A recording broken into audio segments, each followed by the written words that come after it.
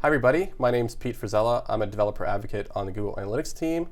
I'm joined here today with Andrew Wales. He's a developer programs engineer on the team. So this is just another quick update. We want to do a recap of what's taken place in the last month or so, give you guys a little bit of heads up on some new features that came out, possibly some changes that may have taken place that you should be aware of. So with that, we'll just get started and get right into it. And Andrew's going to take it away with a little bit about Analytics.js and some collection changes. Yep.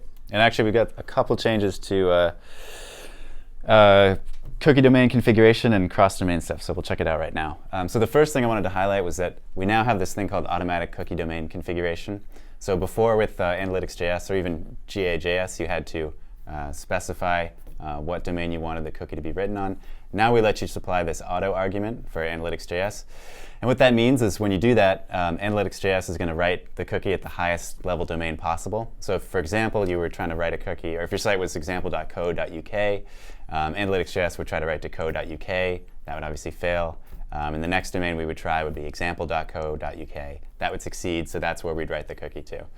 So this is kind of the new default way to set up your cookie domain, and it should work in all of the main use cases, like one site with multiple subdomains, or if you're working with multiple domains, etc. So it simplifies that whole process. Sure. So this has been actually probably around for a little bit, but I think it was just recently announced in the changelogs and officially added to the Right, yeah. We actually had it out for a bit, but we just added it to the docs, and we updated all our code snippets on dev sites. So this is now like the default way to implement. Perfect. Yep. Cool. Cool. So the next update is for cross-domain auto-linking for forums. So for those of you who are already using it, we already offer an auto-linking plugin for Analytics.js that will automatically append the parameters that you need to any links that are pointing to another domain so that you can track across those domains successfully. But what we just added with this update was the ability to make this work for forms. So both get and post forms. You add this true argument at the end here, and that will try to append those parameters to the end of the form action as well. So one thing about this one, though, you definitely want to make sure you test this on your site before you actually deploy it. So there may be some cases where if you have something custom going on with JavaScript on that page, it might not work in all cases, but it should work in most. So just make sure you test it out before you deploy it. And again, just another way to make things simpler for cross-domain tracking. And then the last one, last update, this was actually out for a little bit as well, but we just got it documented. This is enhanced link attribution for Analytics.js. So this was a feature that existed for GA.js. What it does is it makes your in-page analytics reports more accurate because it allows you to disambiguate between links on the same page that are pointing to the same URL. So really quickly, the way this one works, once you load the link ID plugin, which you'll see there.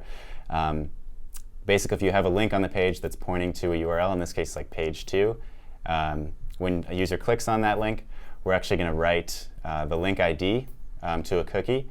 And if that link, for example, if that anchor element didn't have an ID, we would look up in the DOM to try to find a parent element that did have an ID, and we'd use the first one that we could find.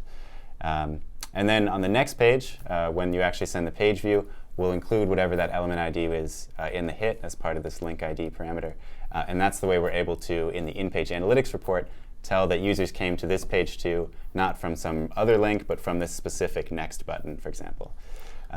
So because of all that, because we rely on element IDs to make this work, it's really going to be most accurate when all of your links have unique IDs, or at least their parent elements should at least have unique IDs. So it'll look up the actual DOM to check if there's IDs above or in the parent elements? Yeah. Exactly, and that's actually configurable. So you'll see, I think we're showing you an example of the code snippet, but you'll see that there's a couple configuration options. You can configure like the name of the cookie, how long that cookie is going to last, but you can also tell us how many levels up in the DOM you want us to look for that element ID. Cool, that's a nice little addition. Yep. Okay, moving on to the APIs. We just, like last week or so, I think it was, we announced 3 different changes for the multi-channel funnel API, core reporting, and management API. So there's a few things. Some of it's new data and a couple different features. So the first thing is multi-channel funnels. We added some additional data around AdWords, conversion paths, and interactions. So this is more around the IDs. So we already had pathing and interactions for AdWords, things like ad group and campaign, but this allows you to query for IDs now that are associated with those specific dimensions. So it's pretty straightforward. You can go and look at the reference doc for the multi-channel funnel and see this new data is in there and get some descriptions for these particular dimensions. The next thing is the co-reporting API. We've added some new data again to the co-reporting API. The minute was actually something that a lot of people had requested to have minute level data, and now we actually have this. So you can query by minute, which is pretty impressive actually when you do it for a long period of time. It's crazy that you get that much data back. And then we have the nth minute, which is kind of an indexed value for, which will show you basically index values from over the time period that you've specified. And then if you have the audience reports enabled within Google Analytics, we also added some dimensions and metrics around the audience reporting data. So this is now available through that. So if you have the access to that data, you can now pull this out through the co-reporting API. And again, take a look at the Dimensions and Metrics Explorer. The link is there at the bottom. And this is where you can go and look at all these new data and see exactly descriptions and things like that and whether they're allowed in segments. Now, is minute, is that also new in the front end as well? Yes, this was also, so you might have seen it also in the front end, so the web interface. You would have seen it shown up there. And then it was released through the API a few days later. So, yeah, it's available in both places. We also enabled segmentation for a few different, so there's source medium. This is relatively new dimension. We added source medium, which is combination or concatenation of source and medium. So this is also now allowed in segments. And then we have local item revenue, which is also now allowed in segments. So not all dimensions and metrics can be used in segments. And you can go to the Dimensions and Metrics Explorer again. There's actually an option to select on the front page. There's a little checkbox there, and you can select that, and it'll show you which dimensions and metrics are allowed in segments. And then also if you view the description of any dimension or metric, it'll indicate whether it's allowed in segments. So these two have now been changed to yes, allowed in segments. And local item revenue is revenue in the local currency? The currency, yes. Okay, yeah. Okay, cool. The next thing is the data table response format that we've added to the co-reporting API. So this is, if you use the co-reporting API and you've made any requests, you'll know that the data comes back and there's kind of two main components to that data. There's the column headers and then there's the rows object. And the rows contains all of the data ordered by dimensions and followed by metrics. So in this example, we have some data for the query that says it's Google Nexus 7 is the mobile device info, I think is the dimension in this case. And then the metric of 180. So this is kind of like the default standard response you would always see with the co-reporting API. However, we know that a lot of people want to take this data and use it in some sort of visualization. And one visualization tool API that we have here obviously is the Charts API. So part of the Charts API, one of the formats that's used quite extensively is this data table format. So we've added some capabilities now to the co-reporting API that allows you to get data back returned in this data table format. So this is what the default response would look like. And this is what the response would look like with this new parameter. So if you make a query to the co-reporting API now, you can specify this output query parameter.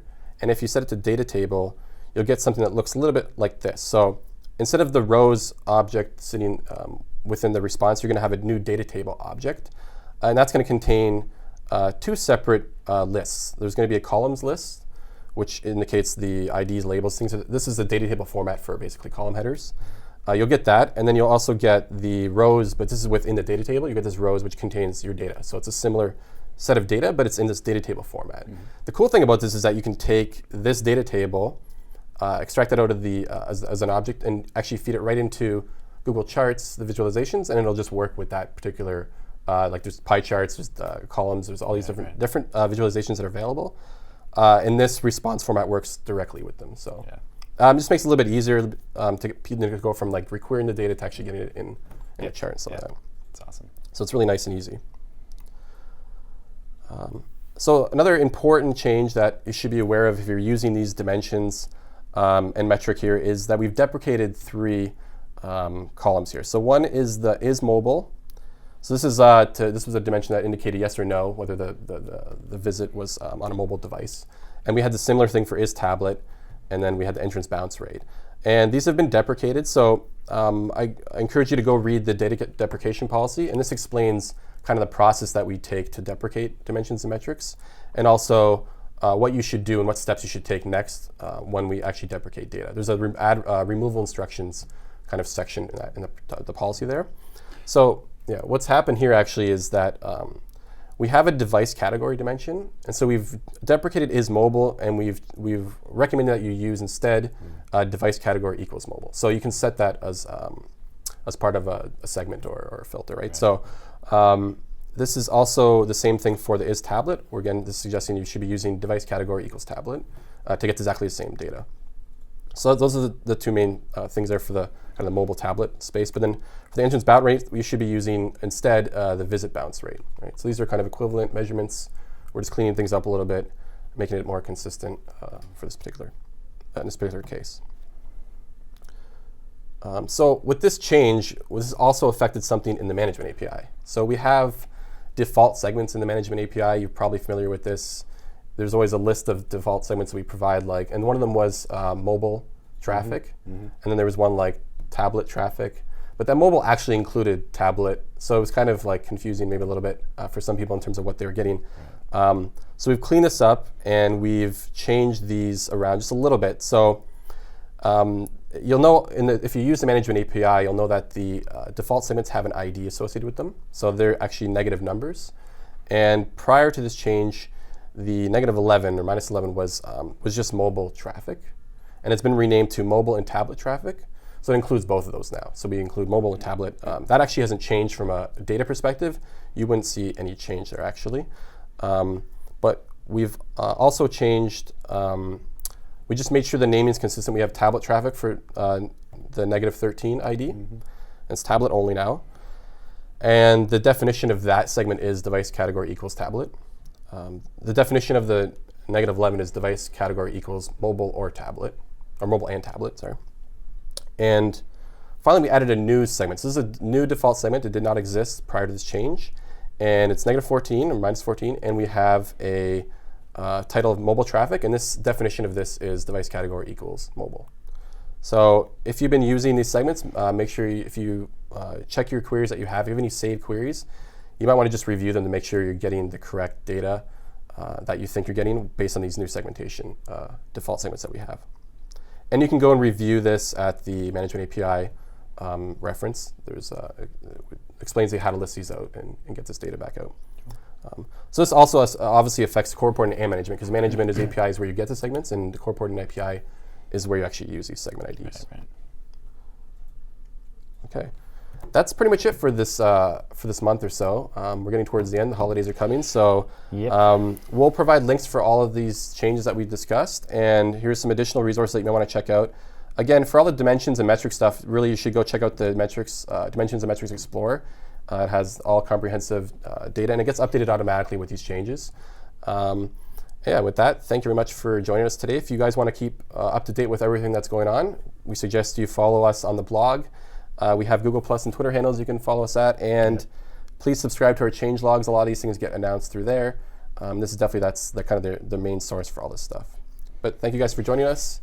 I think that's probably our last show for this year, right? It is, yeah. Holidays Cool. are coming. Everybody have a good holiday, have a good New Year's, and we'll see you in 2014.